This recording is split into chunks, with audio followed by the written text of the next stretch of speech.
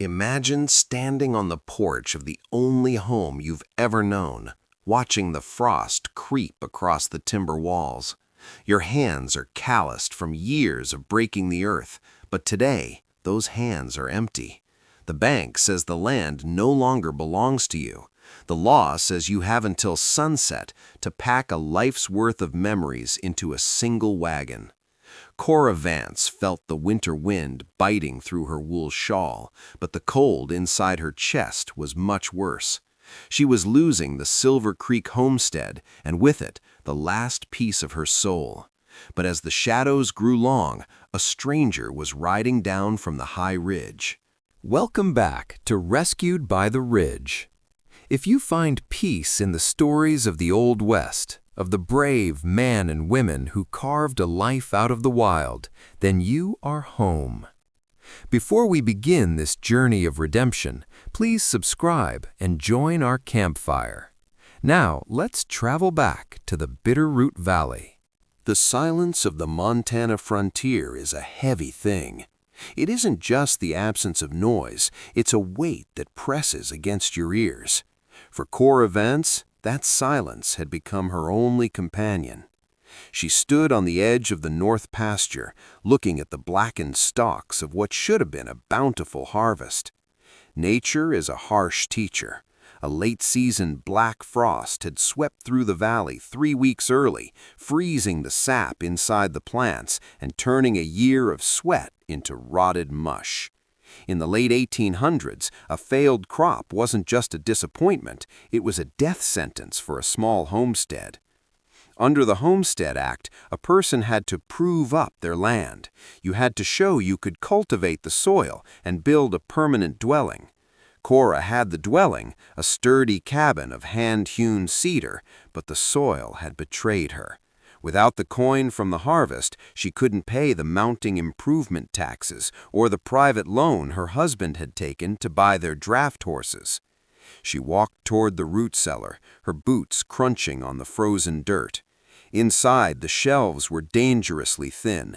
To survive a mountain winter, a pioneer woman needed hundreds of pounds of salt pork, dried beans, and stored tubers. Cora looked at her meager pile of potatoes. She knew how to preserve them by layering them in dry straw to prevent rot, an old trick passed down through generations, but no amount of trickery could make 10 potatoes last until April. She leaned her head against the cool, damp stone of the cellar wall. Her husband, Thomas, had always said that the ridge provided for those who were patient. But Thomas was gone, buried under the great pine on the hill, and patience didn't pay the bank. The sun began to dip behind the jagged peaks of the Bitterroot Range, casting long purple shadows across the yard. That was when she heard it. It wasn't the rhythmic thud of a lone rider or the heavy trudge of a workhorse. It was the high-pitched jingle of a fine harness and the rolling clatter of a polished carriage. It was the sound of the city coming to the wilderness. It was the sound of Thaddeus Blackwood. And Cora knew, with a sinking heart, that he wasn't coming to offer neighborly help. He was coming to take the keys. The carriage that rolled into Cora's yard was a sharp contrast to the rugged beauty of the Bitterroot Valley. It was painted a deep funeral black, its wheels rimmed in iron that clattered against the frozen stones of the driveway. Behind the team of matched bays sat Thaddeus Blackwood. He wasn't a man of the dirt or the mountain. He wore a coat of heavy wool, a silk cravat tucked neatly under his chin, and eyes that saw the land not as a home, but as a ledger of profit and loss. As the carriage creaked to a halt, the dust settled around Cora's worn leather boots. Blackwood didn't climb down immediately. He sat for a moment, adjusted his spectacles, and looked at the sagging porch of the Vance homestead.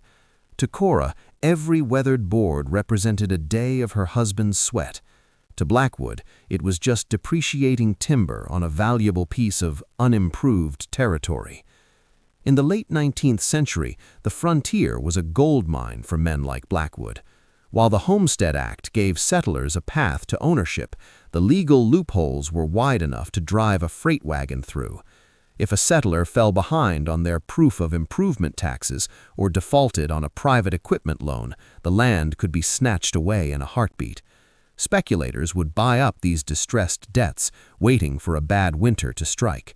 They weren't after the crops, they were after the dirt itself, knowing the railroad would soon need the right-of-way through the valley.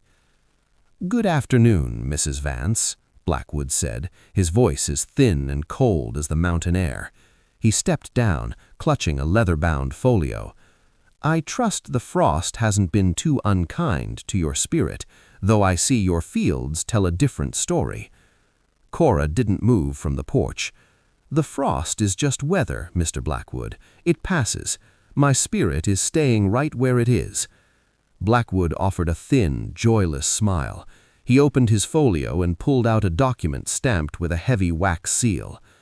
"The Territorial Bank doesn't deal in spirits, they deal in silver.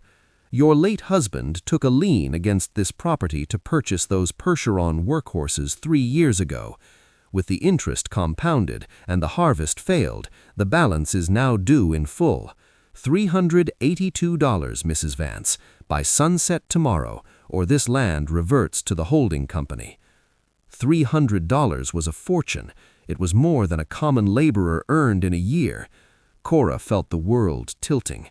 She looked at the horizon, praying for a miracle, but all she saw was the encroaching dark. Blackwood snapped the folio shut, the sound like a gavel hitting a bench. He had set his trap, and the law was firmly on his side. While the shadow of the law fell over the valley, a different kind of power was stirring in the high country. 5,000 feet above the Silver Creek homestead, the wind doesn't just blow, it screams. Up here, the air is thin, and the only residents are the golden eagles and the men who have turned their backs on the noise of civilization.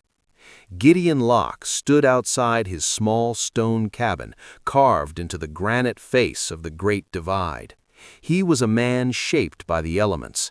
His skin was the color of old saddle leather, and his eyes had the sharp, restless clarity of a hawk.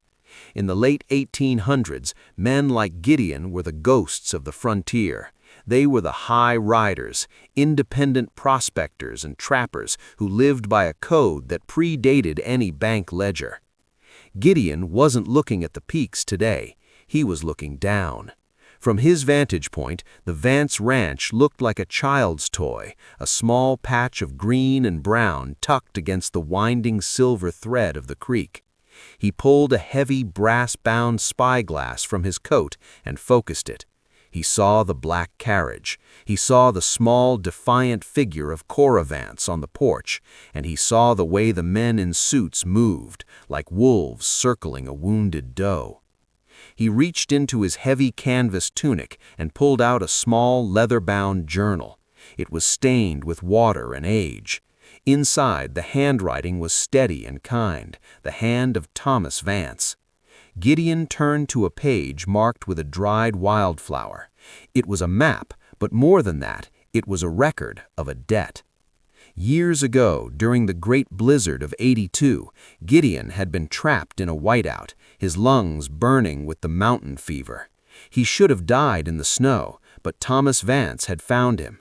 Thomas hadn't asked for a name or a reward. He had simply hoisted the heavy mountain man onto his shoulders and walked through waist-deep drifts until they reached the warmth of a hearth. Gideon closed the journal. He walked to the corner of his cabin and pulled back a heavy floorboard. Beneath it lay 3 buckskin pouches. They didn't jingle, they thudded with the unmistakable weight of raw, unrefined wealth.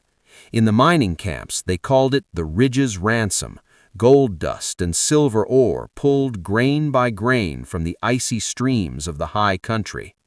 He began to pack his mule, a sturdy animal bred for the treacherous shale slides. He didn't check a watch, for the sun was his only clock. He knew the ride down the Devil's Staircase would take hours, and the trail was slick with new ice. But a debt of life is a heavy burden, and Gideon Locke was a man who paid his way. As he tightened the cinch on his saddle, the first flakes of a new storm began to dance in the air. He mounted his horse, adjusted his wide-brimmed hat, and turned his gaze toward the valley. The vultures were circling, but the mountain was coming down to meet them. The sun rose over the Bitterroot Range, not with warmth, but with a pale, mocking light that glinted off the frost-covered pines. For Cora Vance, this was the day the world would end. She hadn't slept.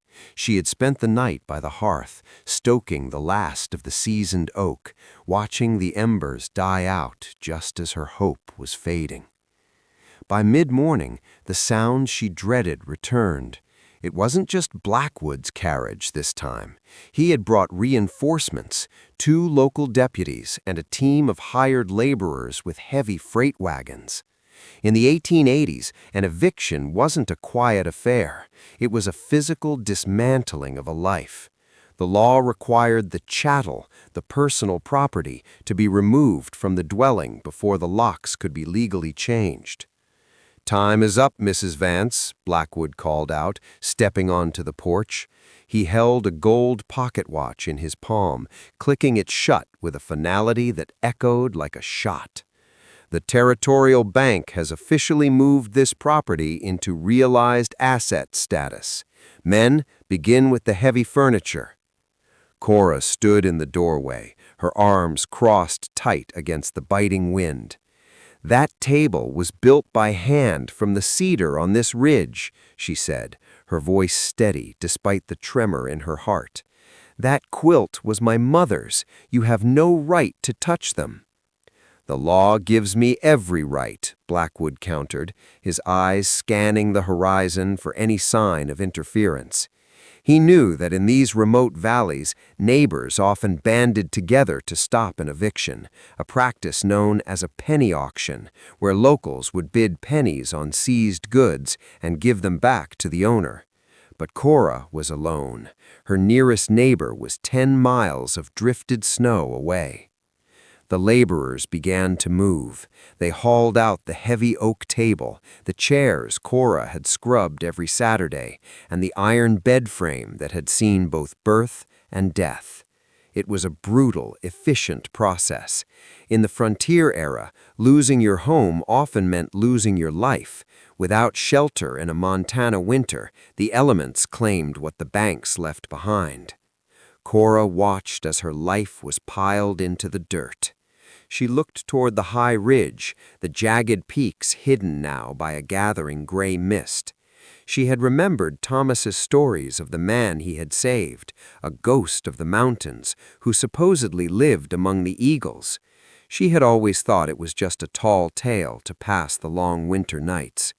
But as the deputies reached for the heavy iron latch on her front door, a low, rhythmic thud began to vibrate through the frozen ground. It wasn't the light trot of a carriage horse.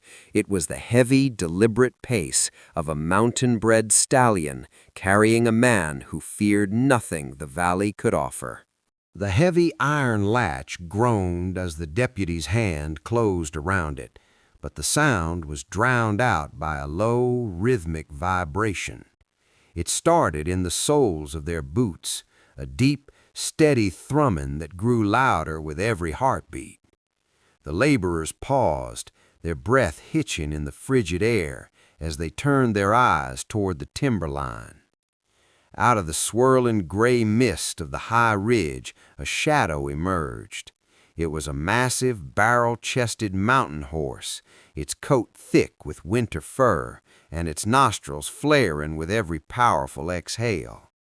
Ridden by a man who seemed more like a monument of stone than a person, the beast didn't gallop. It reclaimed the ground with a deliberate, unstoppable pace. Gideon Locke looked as though he had been forged in the very peaks he descended. He wore a heavy buffalo hide coat, and his wide-brimmed hat was dusted with the high-altitude snow that hadn't yet reached the valley floor. He didn't carry a rifle, and his hands remained visible on the reins, a gesture of frontier parley that commanded more respect than a drawn weapon ever could. In the Old West, your presence was your primary currency, and Gideon's presence filled the entire yard. As he rode into the center of the chaos, the laborers instinctively stepped back. Even the deputies, men used to enforcing the hard hand of the law, felt a sudden, inexplicable urge to clear a path. Gideon pulled the reins, and the great horse came to a halt exactly between Cora's porch and Blackwood's black carriage. The silence that followed was absolute. It was the kind of silence that precedes a mountain slide. Cora looked up, her eyes wide with a flicker of recognition from the stories her husband had whispered by the fire. Blackwood, however, recovered his composure quickly. He smoothed his silk cravat and stepped forward, his face twisting into a mask of professional annoyance. "This is a legal eviction, traveler, private property. Unless you have business with the territorial bank, I suggest you keep riding before you find yourself interfering with a court order." Gideon didn't look at Blackwood. His gaze remained fixed on the pile of Cora's belongings, the cedar table, the mother's quilt, the memories sitting in the dirt. He looked at the heavy iron locks in the deputy's hand. Finally, he turned his eyes to the man in the suit. "I have business."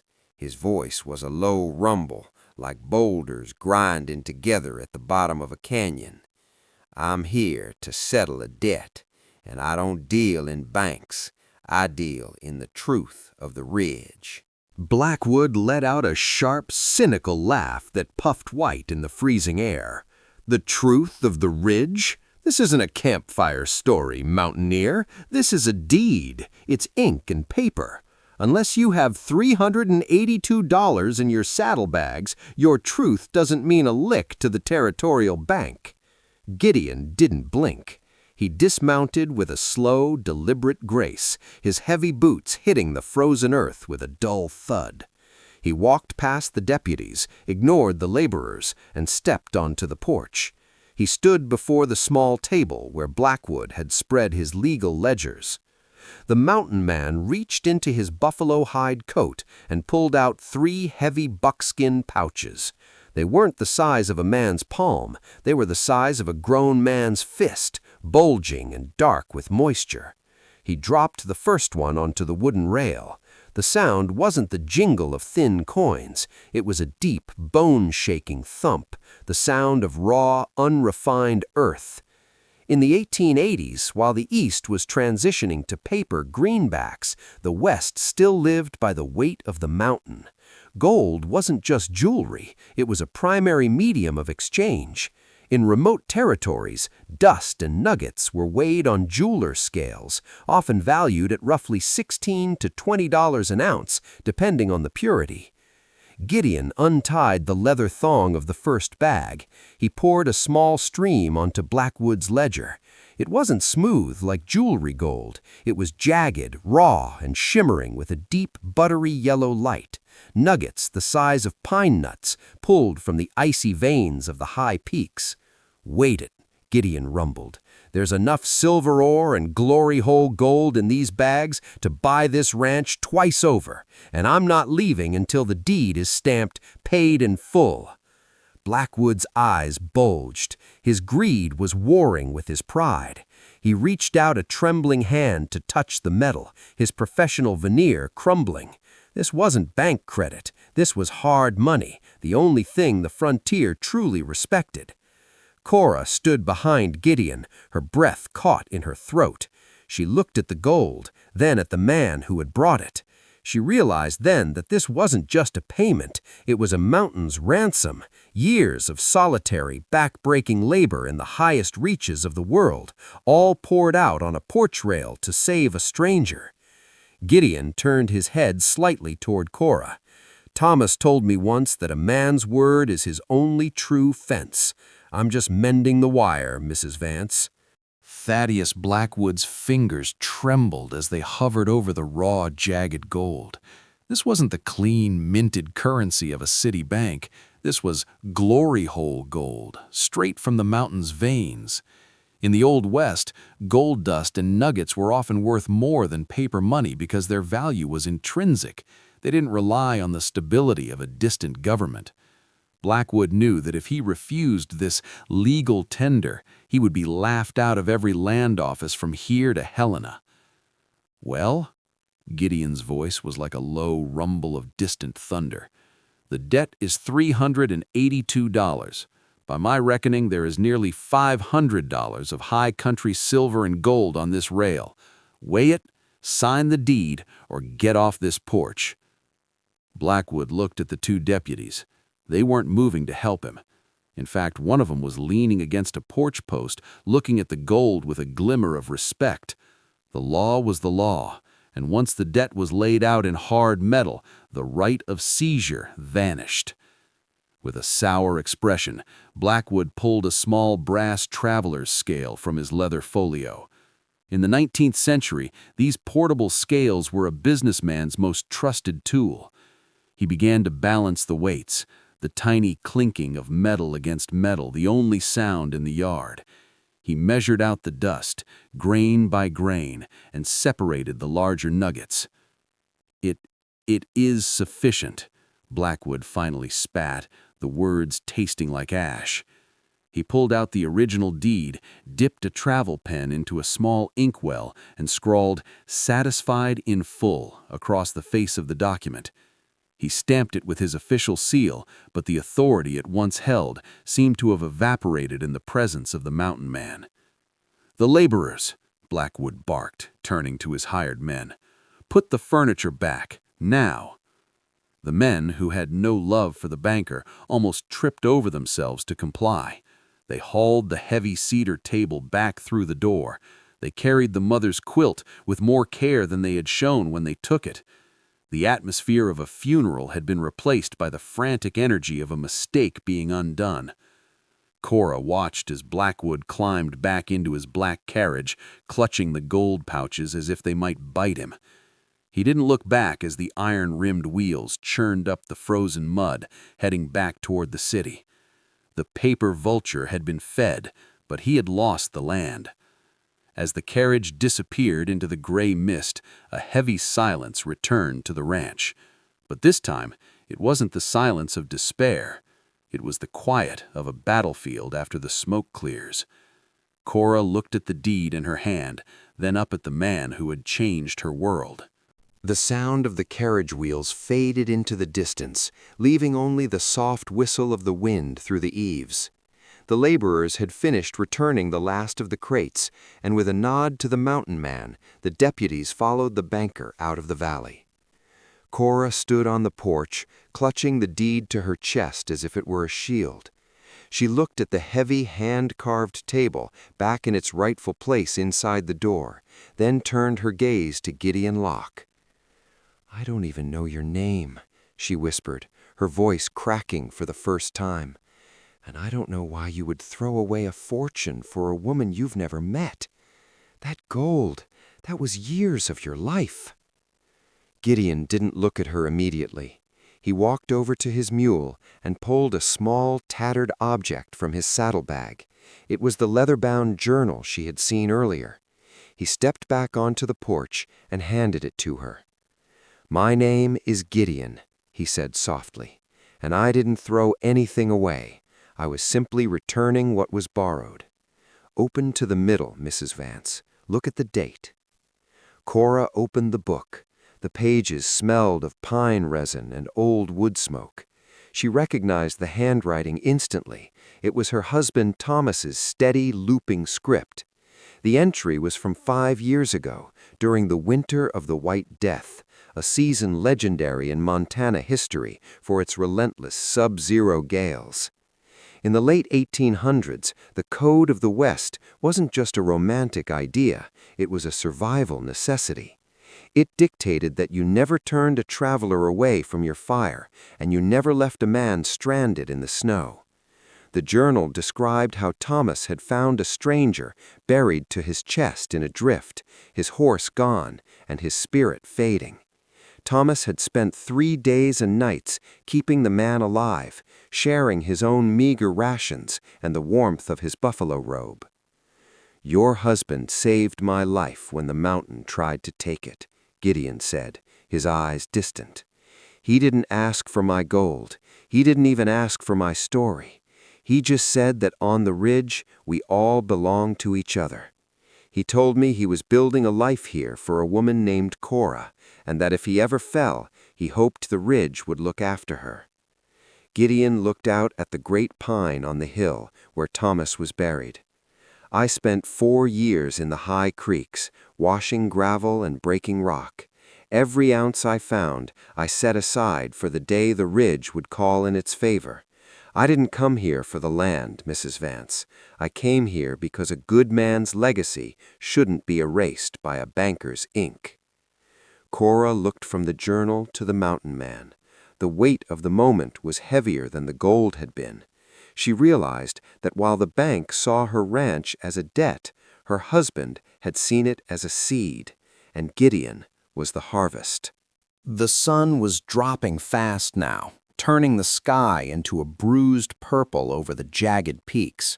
The crisis of the deed was over, but the crisis of the season was just beginning. In the Montana high country, survival isn't a state of mind, it is a list of chores. Gideon didn't ask if he could stay. He simply unslung his heavy tool roll from his saddle and began to work. He knew that a house protected by a deed could still be destroyed by a winter wind if the timber wasn't tight. "The wind is coming from the north tonight," Gideon observed, his eyes scanning the horizon. "That means the big dry is over.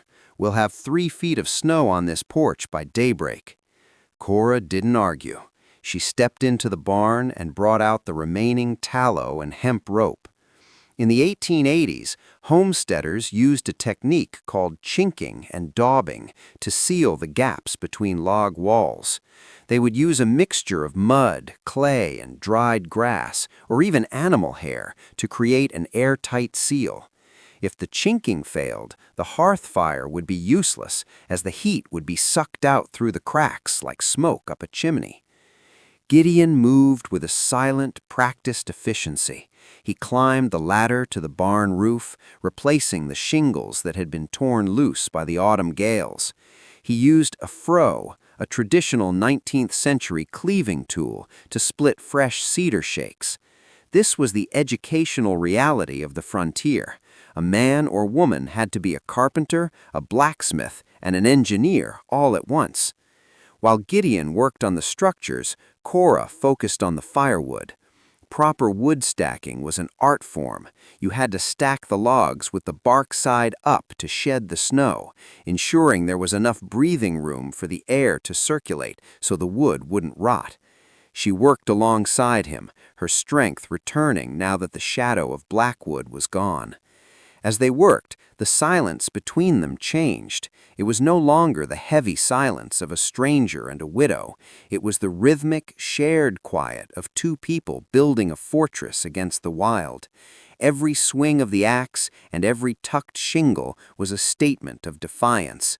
They weren't just fixing a ranch, they were mending the holes left by grief and isolation. By the time the first real flakes began to fall, large, wet stars that stuck to their eyelashes, the livestock was settled, the wood was high, and the cabin was tight. Gideon wiped the frost from his brow and looked at Cora. For the first time, the mountain man's face softened. They had done more than save a piece of land. They had prepared a sanctuary. The blizzard arrived in the middle of the night, a howling white wall that shook the very foundations of the cedar cabin. In years past, that sound would have filled Cora with a cold, hollow dread. But tonight, the hearth fire roared with a fierce, steady heat. The chinking Gideon had replaced held firm, and the only sound inside was the gentle crackle of seasoned pine and the steady rhythm of 2 people breathing in unison. As the first light of morning filtered through the frost-rimmed windows, the world outside had been transformed. The jagged edges of the valley were softened by a deep, pristine blanket of white. The vultures were gone, the debt was a memory, and for the first time since Thomas had passed, the ranch felt like a living thing again. Cora stood by the stove, the smell of fresh coffee and griddle cakes filling the room. In the 1880s, coffee was a precious commodity on the frontier, often stretched with chicory or roasted barley. But today, she used the real beans Gideon had brought down from his mountain cache. It was a small celebration of survival. Gideon sat at the heavy oak table, the same table that had almost been hauled away into the dirt. He was cleaning a set of harness bells, his large, scarred hands moving with unexpected gentleness. He looked up as Cora set a steaming mug in front of him. There were no grand speeches. In the West, you didn't need many words to say that you belonged. "The snow is deep," Gideon remarked, looking toward the window. "It'll take a few days to clear the path to the spring. I reckon I'll stay and help with the heavy lifting until the thaw." Cora smiled, and for the first time it reached her eyes. She realized that the ridge hadn't just sent back a debt, it had sent a partner. They weren't just two survivors anymore, they were a foundation. Under the Homestead Act, you needed a dwelling to claim the land, but Cora realized that a dwelling is just wood and stone. A home is the people who stand together when the world turns cold. As the sun climbed higher, casting a golden glow over the Silver Creek homestead, Cora knew that the spring would bring new challenges, but she wasn't afraid. The mountain man had come down from the high ridge to pay a debt of honor, but in the process, they had both found something far more valuable, a reason to stay. The Old West was a place of iron-hard laws and unforgiving winters, but as we saw today on the Silver Creek homestead, it was also a place where a debt of honor could move mountains. Cora and Gideon's story reminds us that no matter how dark the storm, there is always hope riding down from the ridge.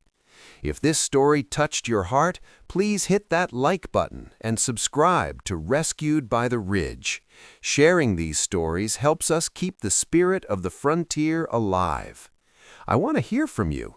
What would you have done in Cora's shoes? Do you believe in the code of the West? Let me know in the comments below. For more tales of love, redemption, and survival, be sure to check out our Mountain Legends playlist. Until next time, may your fire stay warm and your path be clear. Safe travels, friends.